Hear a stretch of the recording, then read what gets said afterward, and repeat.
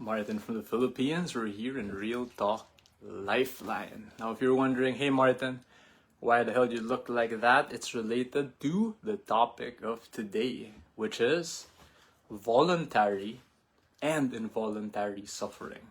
So people watching the live or the replay, you know how it goes.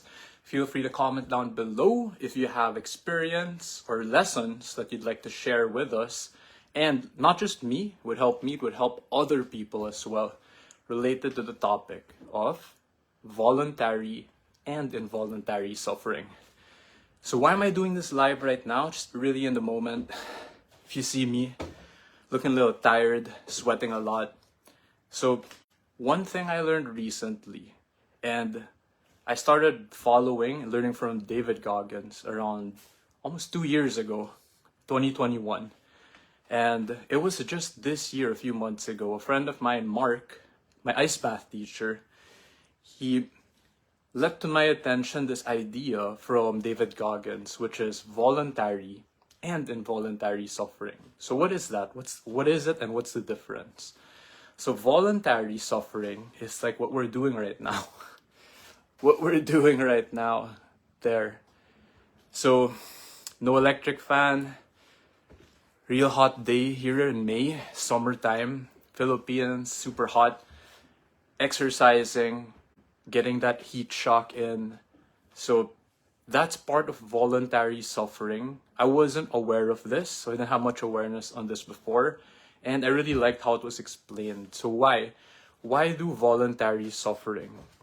So quick answer to that is, in life, we will also encounter moments of suffering that are involuntary, meaning we didn't wish for it to happen, we didn't want for it to happen, it just happens. So if any of you could relate to that, type in the comments down below in the chat, #relate.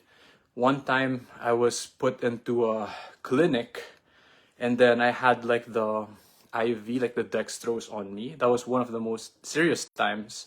I had to stay overnight in a clinic. So vitamin C, medicine, the normal stuff didn't work.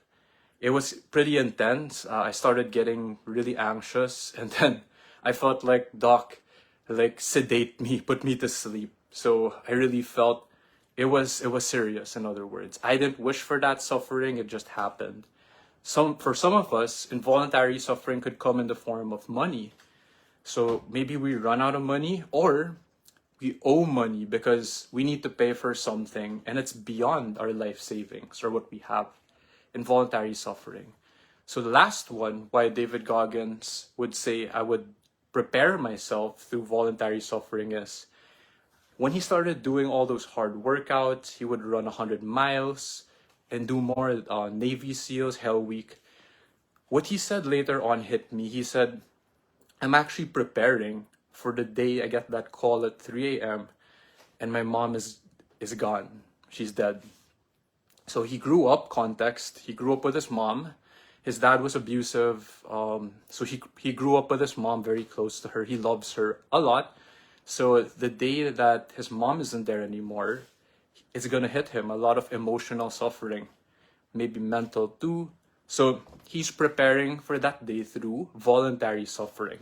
So final note on voluntary suffering is, like what I'm doing right now, maybe exercising, do it in your own constructive way. You don't have to turn the electric fan off if you don't want.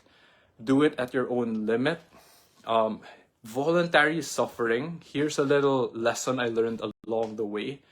Back in the day, I believe as far back as high school, I used to punch the wall until I would see blood.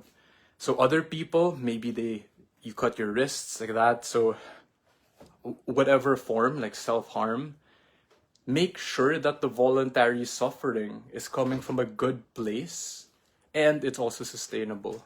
So what do I mean by that? Coming from a good place is, let's say I'm doing this because I want to get better.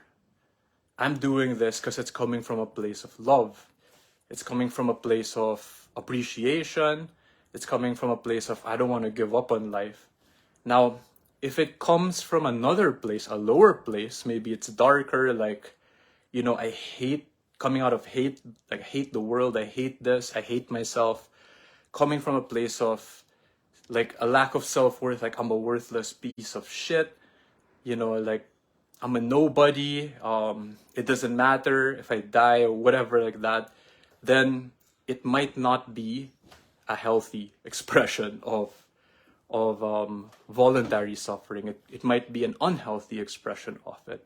And the last one is sustainable. So why don't I like cutting wrists and stuff like that? Aside from the fact I get weak with the sight of blood, I don't like sharp objects like razors or needles like that. Is if the body, like I stop punching the wall, if I break my bones, if my body gets destroyed in the process, in the long term, maybe it's not sustainable. Maybe I'd rather do a workout. Maybe I'd rather do an ice bath. Maybe I'd rather do a different type of healthy voluntary suffering. So that's the difference of voluntary, which prepares us for involuntary suffering, which will happen later on in our life. So if you're still feeling stuck, comment deep dive down below in the comments. I will reach out to you. I'll help you, help each other get unstuck. I'll listen to you first. And if you want to break through, we'll help each other do that. Thank you. I love you. And I will see you next time. One more.